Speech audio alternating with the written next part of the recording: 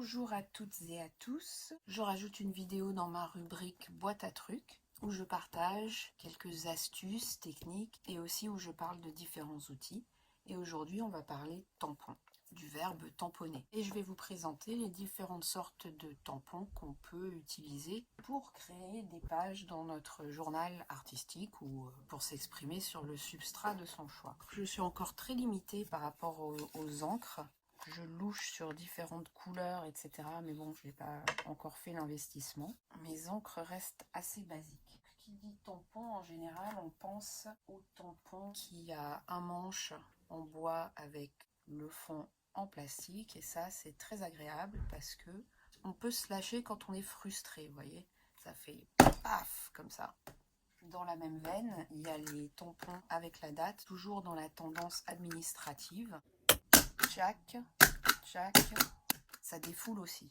Autre catégorie de tampons, donc ça on reste toujours dans le traditionnel. Il existe toutes sortes de petits tampons. Il faut être un peu plus précis puisque on le prend entre nos doigts, donc pas avec toute la main où on y met toute sa force. Il faut un petit peu plus de précision. Pareil pour les tampons avec les chiffres, donc en bois avec la partie en caoutchouc. Toujours en caoutchouc, ceux-là je les ai récupérés de mes enfants quand ils étaient petits, ils avaient des tampons avec les formes géométriques. Donc là c'est en plastique mais ça reste la même forme que les tampons qu'on peut avoir en bois. Cette forme où on peut glisser ses doigts. Ces tampons sont ergonomiques donc ils sont très bien. Voilà. Ensuite, j'ai trouvé des tampons, ils sont anciens, et ces tampons-là servaient à imprimer sur les textiles. Donc c'est très vieux, j'aime beaucoup. Je suis pas sûre, mais à mon avis, il devait faire partie d'une machine dans le genre imprimerie à l'ancienne. Je vais prendre un gant pour pas m'en mettre partout. Donc là, c'est pour faire des frises. Ne me demandez pas de quelle date, qui servait à imprimer les textiles et donc on roule. Si on a un rouleau, c'est beaucoup plus précis, évidemment. C'est du caoutchouc sur du bois. Ensuite, ce qu'on trouve plus fréquemment de nos jours, ce sont les tampons qui ne sont plus collés sur du bois. Donc, on doit apporter notre support en plexiglas.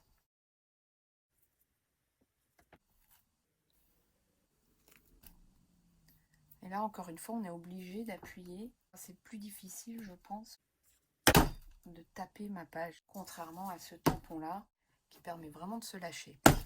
Donc, ceux-là sont en caoutchouc. On peut aussi le faire à la main.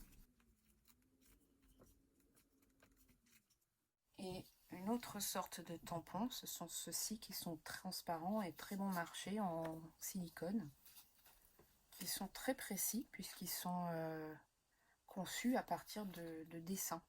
J'ai aussi mon alphabet sous cette forme. Ces tampons-là étaient utilisés dans les années 50 dans les écoles, surtout pour imprimer des, comment on appelle ça, des cartes.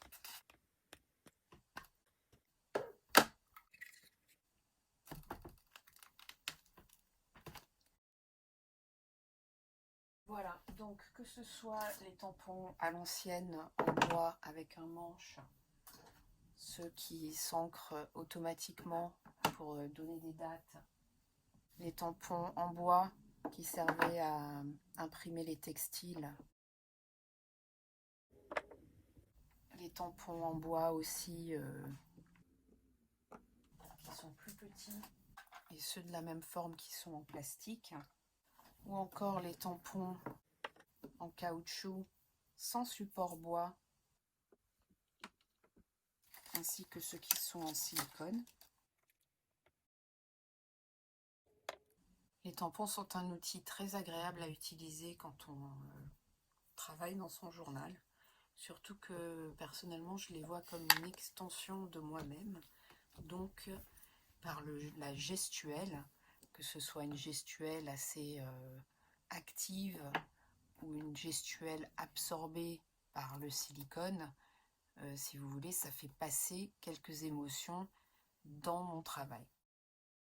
Évidemment, j'utilise aussi les tampons pour les intégrer dans ma composition selon leur thème, vu qu'il y a des thèmes que je préfère, comme les thèmes liés à la nature, mais aussi certains objets qui peuvent symboliser certaines choses. Et puis j'utilise aussi les tampons pour faire des marques. Donc c'est toujours lié à l'esthétique, mais les tampons m'aident à créer un certain mouvement dans ma page.